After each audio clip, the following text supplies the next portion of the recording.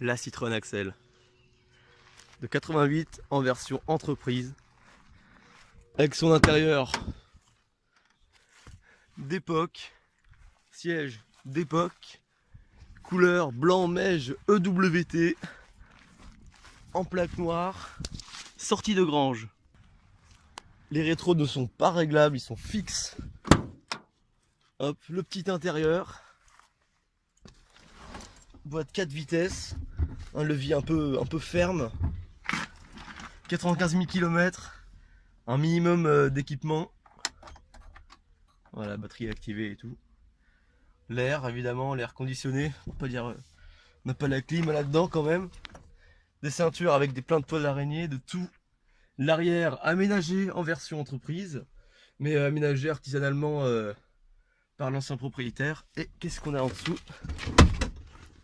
Une installation. Si j'arrive à l'ouvrir, voilà, bim. On a une prise qui n'est pas d'origine, mais on va la tester juste après. Alors, on a quelques francs d'époque, le vide-poche qu'on ne peut pas fermer avec la clé, pas comme sur la 11R et au-delà. On n'a pas d'allume-cigare, donc d'où l'installation artisanale de cette prise, qui peut être utile en prise secteur. Voilà. Les pédales, les cailloux, de tout. Année modèle 88, voilà. Et là, bon, je ne saurais pas trop dire ce que c'est pour la pression des pneus, disons. Voilà. L'arrière, quelques traces de rouille. Là, sous les joints, il y a quand même pas mal de... On a regardé de l'autre côté, il y a quelques petits trucs. La peinture ici, sur les chromes, elle s'écaille un peu, voilà. Bon, le gilet jaune, hein, j'ai mis l'autre, ça fait un peu stylé comme ça. Voilà, stocké au sec, on a de la chance. Les pneus, ils sont un petit peu nuls du coup. Je crois que c'est les 145, mais faut que je corrige ça. Voilà, c'est la toute première vidéo de présentation. Alors peut-être que d'ici là, j'aurai fait un truc beaucoup plus propre sur la présentation de l'Axel. Quand je la reverrai une prochaine fois, hein, parce que là, tant que j'aille la voir la prochaine fois, faut attendre quelques mois. Enfin, vous allez, bon, bref. Là, c'est pour la manivelle, si vraiment démarre pas. La manivelle, on l'a sous le capot que je vais montrer après. Les portières, le siège aisément démontable, comme il le précise dans la pub. Là aussi, il y a une translation électrique, je crois. Voilà, siège réglable, hein, comme je l'ai fait tout à l'heure, avant-arrière. Mais surtout là, c'est. Je vous faire avec deux mains. Donc, je vais le faire un peu brutalement, quoi.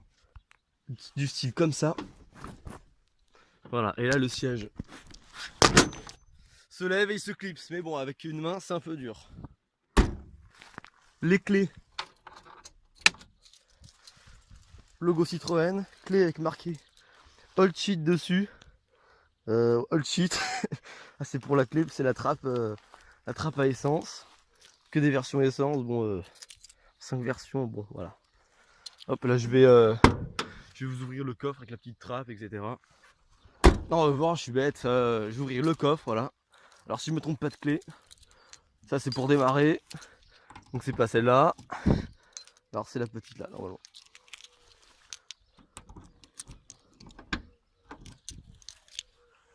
Hop. Alors, le coffre, le haillon, assez lourd. Et les vérins, pour vous dire qu'ils tiennent pas trop, vous allez voir tout seul, voilà. Mais des fois ils tiennent, hein, des fois, bon. Ça c'est la housse qui est un peu en miettes du conducteur. La plaque arrière seulement pour le conducteur. Comme là, comme on peut enlever le siège facilement, celui du passager, pardon. Très mal formulé. Voilà, c'est une installation, il y a une orbe dedans, enfin il y a un truc un peu rond. Le siège passager qu'on peut démonter, plutôt propre, moins servi.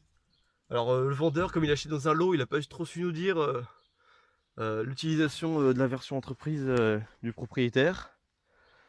J'ai cru entendre c'était un boucher, non un fermier et un brocanteur, enfin j'ai cru entendre ça mais bon c'est pas trop vérifiable du coup.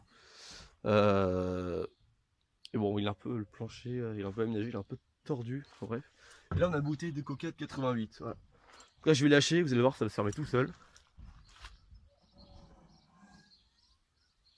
Axel, une vraie Citroën. Le Coca, quand même faut le montrer ça, hein. Un petit vide-poche, il y a un petit truc. Il est plein, bon ça avec l'Axel ça va y rester toute sa vie. Non, je l'ouvrirai pas, même en commentaire, parce que je vous ai pas me faire le boire. Hop, là, je sais plus trop ce que c'est. On a toute la documentation pour la voiture, on a tout. Je vais mettre le contact après pour faire démarrer des petits boutons qui marchent, je précise. Et voilà. Alors pour le capot, c'est la tirette en caoutchouc ici.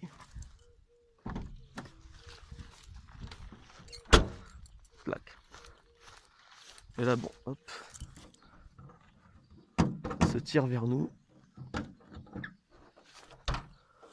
Ouais, je vais faire une petite pause. Voilà, avec la baguette pour capot ici. Voilà, donc là vous avez notre moteur dérivé de la GSA, comme dit dans la pub. Le spot. La roue de secours, bon, bah, avec le caoutchouc et l'époque, ça, avec le temps, ça s'use un peu. La batterie, là on a la manivelle, mais on n'a pas le cric. On a, bon bah, oups, ils ont dû le récupérer avant. On a un clignot. Voilà, made in, bon, je vais rien dire. Et vous allez voir surtout ce qui est très stylé sous le moteur. C'est du Solex qui démarre. Véhicule fabriqué par Allseat SA en Roumanie. Là c'est super. Voilà. Petite trace de Ceausescu, hein. On se salue. Et bon bah on va allumer le contact. Hein. Je vois que ça. Bon, on a fait tourner un peu le moteur avant. Pas besoin du starter, normalement. Allez.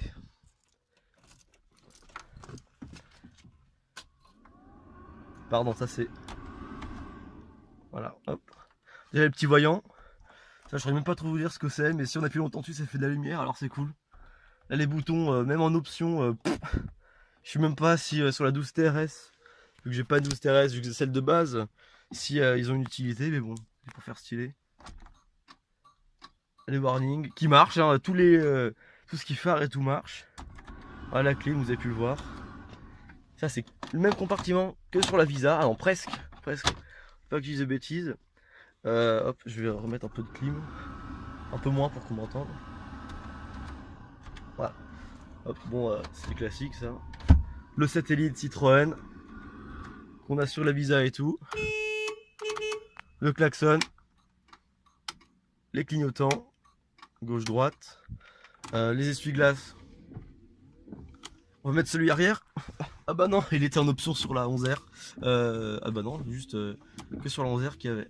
Et la 12 TRS. Solex. Quoi d'autre? Bon, c'est pour monter et tout. L'air.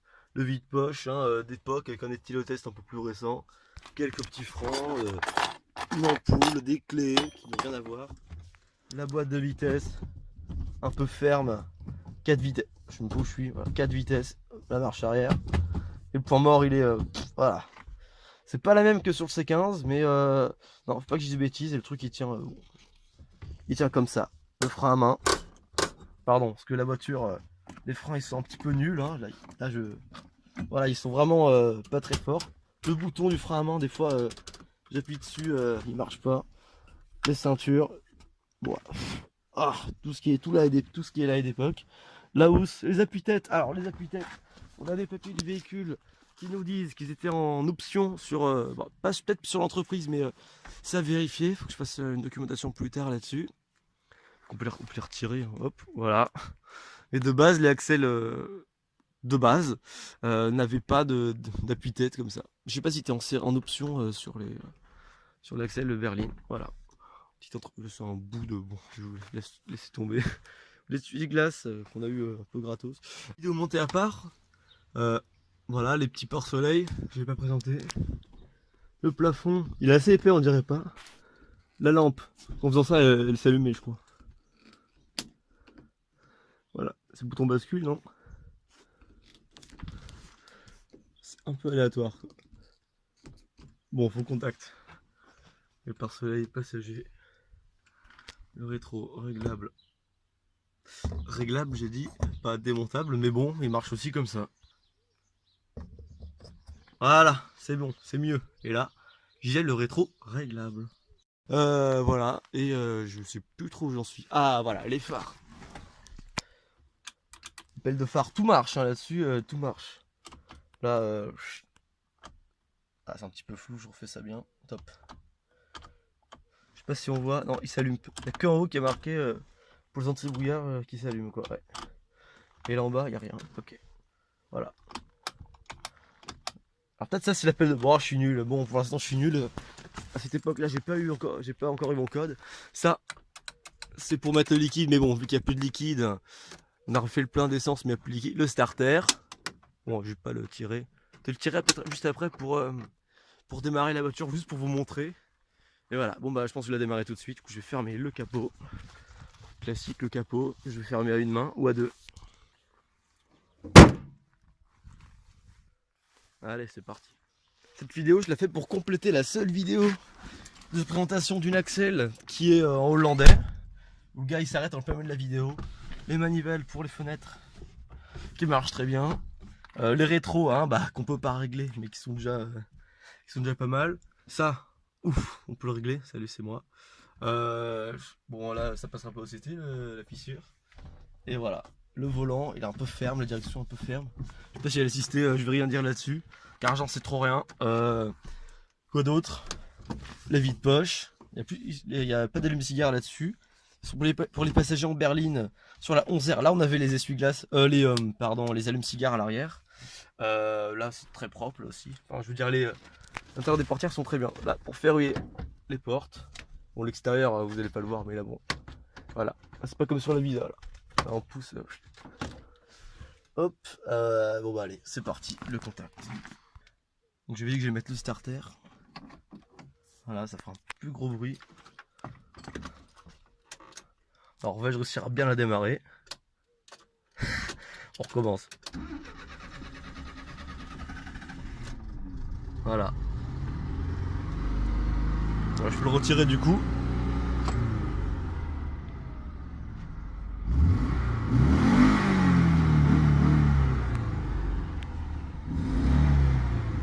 Et pour les freins, vraiment nos freins ils marchent pas du tout.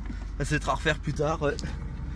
New Balance, mais bon, voilà. Et bon, là, je vais essayer de puis conduire à une main sans rien faire de mal.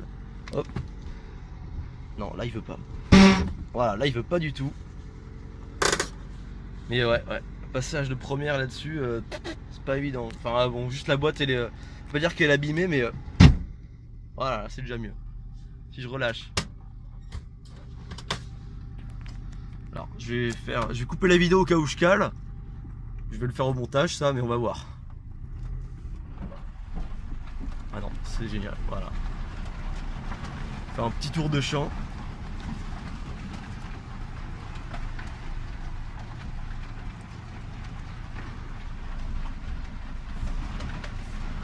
Et pour arrêter, je vais mettre le frein à main directement vu que la voiture elle marche pas trop quoi.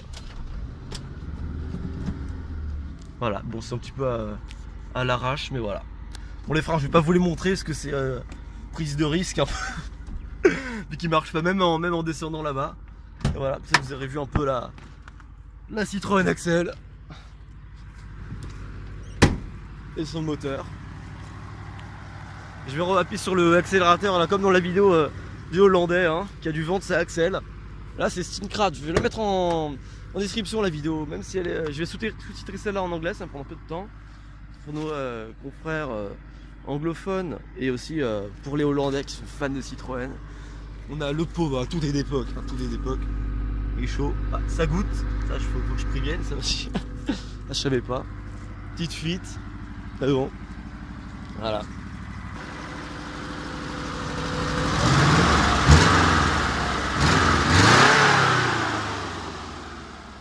Voilà, la Citroën Axel Entreprise de 88. C'était tout. La visibilité par contre elle est bien ça. Pour la marche arrière c'est pas mal. Pour l'entreprise là c'est vraiment cool. Voilà. Et frein à main parce que les freins ils marchent pas trop. On va le tester en marche avant après quoi. Ah le chien. Ah là ça devrait être bon là. Normalement. Ouais, c'est bon. Oh le chien. Il y avait un petit coup de frein pour vous montrer. Mais... Pardon. Il m'a fait caler, voilà, c'est tout.